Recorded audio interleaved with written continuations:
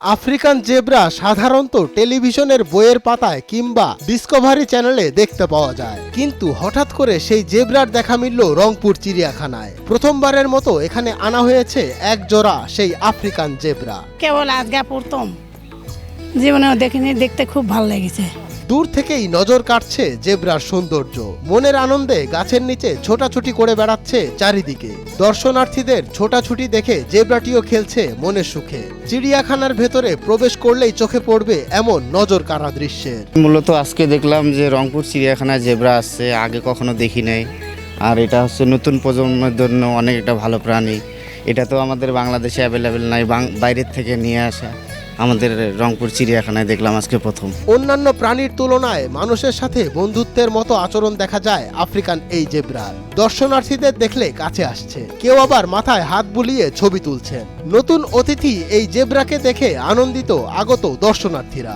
First time এই রংপুর চিড়িয়াখানায় zebra আনছে, এটা খুব ভালো একটা উদ্যোগ নিয়েছেন।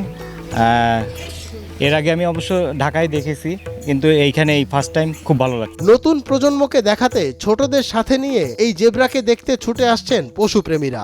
নতুন জেব্রা নিয়ে আসা হয়েছে, এখানে আগে ঘোড়া ছিল, এখন দুইটা জেব্রা নিয়ে আসা হচ্ছে। জেব্রা দেখতে অনেক সুন্দর, ডোরাকাটা। আর শিশুরাও জেব্রাকে দেখে অনেক আনন্দ উপভোগ করছে এবং আমরাও অনেক আনন্দিত।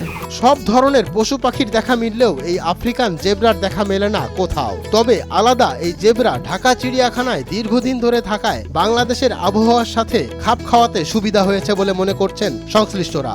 জেব্রা নিয়ে আসছি আর কি ঈদের আগে আগে। তো এটাই প্রথমে রংপুরবাসীর জন্য আর কি জেব্রা দর্শন আর কি।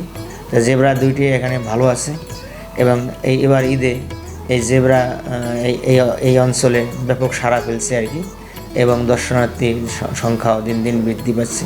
তা আশা করি এই চিড়িয়াখানায় জেব্রা আসার ফলে দর্শনার্থী যেমন বৃদ্ধি পাচ্ছে, তা আগামী যে আমরা এই চিড়িয়াখানায় ইজারা দেব, সেক্ষেত্রে আমাদের রাজস্ব আয় ইনশাল্লাহ বৃদ্ধি পাবে, এটা আমরা আশা করতেছি। মঞ্জুর এ মাওলা, নয়া দিগন্ত।